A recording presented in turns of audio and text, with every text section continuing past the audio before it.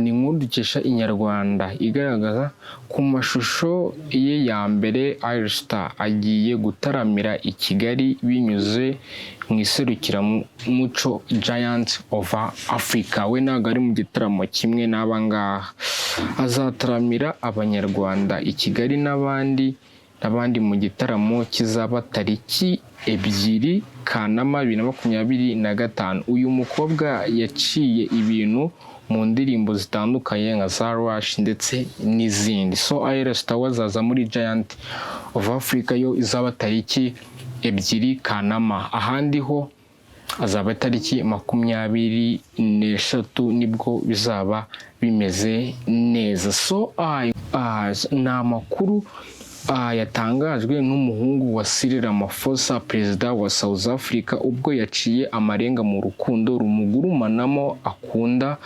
umunyarwandakazi Keti Bashabe, maze bivugisha abatari bakeya. Niyo mpamvu navuga ati byavugishije abantu benshi ku mbuga nkoranyambaga ubwo byari ibicika bivugaho na benshi.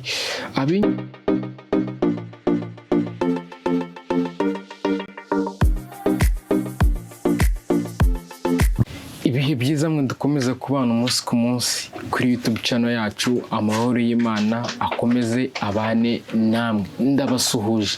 Ikaze mu kiganiro tuganira amakuru bagizweho y'imyidagaduro hano iwacu mu Rwanda ndetse n'ibwota Masimbi. So tuganira amakuru ari kuvugwa ku mbuga nkoranyambaga entertainment hano mu Rwanda ndetse n'ibwota Masimbi. Slogan kivuga gute? Twubake showbiz nyarwanda iziramo ishyari, inzangano, gutukana, gushyamira ndetse no gushyira hanze ubwambure ku bintu bitari byiza, kubera yuko iyo usebeje mugenzi wawe nkeka ko nta kintu na kimwe cyiza ubona, nta n'ikintu bikumarira. Ibyo byose tuba tugomba kubikuramo, ahubwo tugashyira hamwe tukubaka industry yacu nyarwanda kugira ngo duteze umuziki imbere, itangazamakuru, ibiganiro ndetse n'igihugu muri rusange.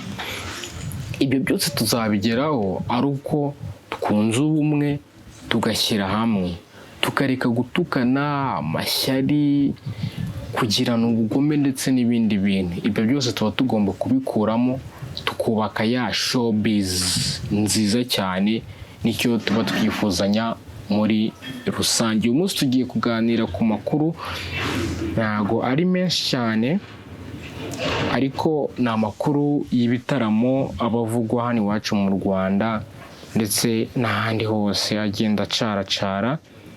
Ni ibitaramo akenshi tuba tuganiraho.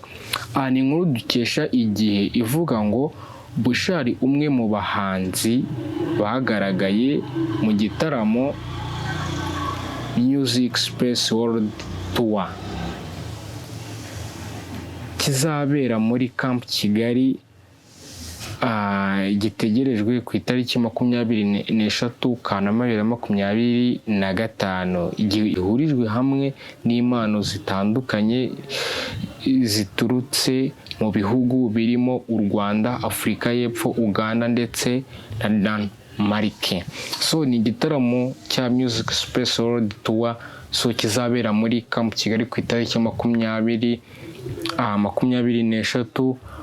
niho iki gitaramo kizabera. So urumva iki gitaramo muzakizemo, azaba ari byiza, azaba ari ibicika, bizaba bitwika sana. Ndetse no muri icyo gitaramo hari n'undi muhanzi uturuka muri Afurika y'Epfo, ni umuhanzi uturuka muri Afurika y'Epfo, umwe mu bahanzi bazagaragara mu gitaramo cya Music Space World kizabera muri parikingi ya Camp Kigali. Urumva iki gitaramo kizahurizamo abahanzi batandukanye mu Rwanda, hanze nawe azaba aturutse muri Afurika y'Epfo. Bizaba ari ibicika bya hatari. So havugwamo n'umuhanzi bita Ayra Starr wo muri Nigeria. Hano iyo katurebe we iki gitaramo, we Ayra Starr aho azaza, inkuru naho ko nari kuyibona muranyihangana ntabwo ndi kuyibona neza, ariko ni igitaramo Ayra nawe yatumiwemo. Ko nari kuyibona, so muranyihanganira. Kandi nari ndi kukibona. So ni inkuru dukesha Inyarwanda igaragaza ku mashusho ye ya mbere Ayra agiye gutaramira i Kigali binyuze mu iserukiramuco Giant of Africa. We ntabwo ari mu gitaramo kimwe n'aba ngaha, azataramira abanyarwanda i Kigali n'abandi mu gitaramo kizaba tariki 2 Kanama 2025. Uyu mukobwa yaciye ibintu mu ndirimbo zitandukanye nka za Rush ndetse n'izindi. So Ayra wazaza muri Giant of Africa yo izaba tariki 2 Kanama, ahandi ho azaba tariki 23 nibwo bizaba bimeze neza. So inkuru tugiye gukurikizaho, tugiye kuganira ku witwa, mushaka kumwumva se?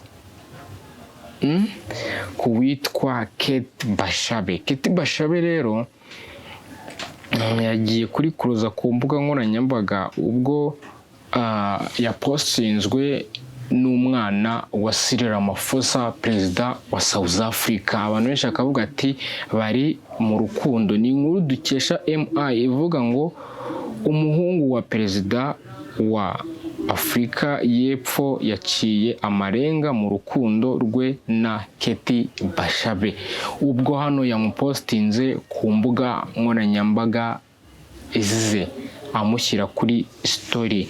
So ni inkuru tugikesha MI ivuga ngo umushabitsi akaba umunyamideli Kate Bashabe aravugwa mu rukundo n'umwe umuherwe akaba n'umuhungu wa perezida wa Afurika y'Epfo Cyril Ramaphosa witwa Tem Ramaphosa. So uyu niwe biri kuvuga ngo bari mu rukundo. Ese koko ni ibyanyabyo? Nabonye ku mbuga nkoranyambaga abantu benshi babivugaho babitindaho, bavuga ati se Kate Bashabe umukobwa witonda cyane, tuba dukunda no kumenya amakuru ye, ese koko ari mu rukundo n'uyu muhungu wa perezida Afurika y'Epfo muri South Africa? So ni amakuru yatangajwe n'umwana wa Cyril Ramaphosa ubwo yaciye amarenga mu rukundo umugurumanamo akunda umunyarwandakazi Kate Bashabe, maze bivugisha abatari bakeya. Niyo mpamvu navuga ati byavugishije abantu benshi ku mbuga nkoranyambaga ubwo byari ibicika bivugaho na benshi.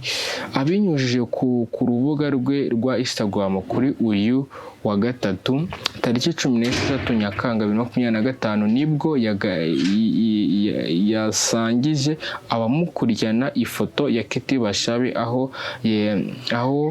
aho yashyize ubutumwa bumara amasaha 24 gusa. Ubwo nyine yabinyujije kuri story ye kuri Instagram. Ni ifoto ya Kate Bashabe akenyeye umushanana aherekeje ijambo rigufi ariko rigaragaza amarangamutima n'umubano wihariye.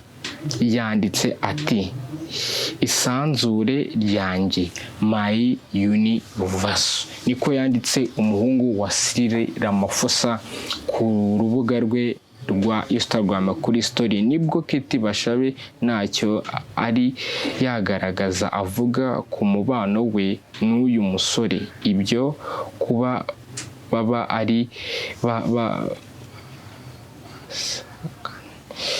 so nubwo Kate wataragira ibyo abivugaho kuba kuri uyu mubano wabo basanganwe mu mubano wabo wihariye, bigaragazwa nuko bari bombi muri bose akurikiranwaho mugenzi we ku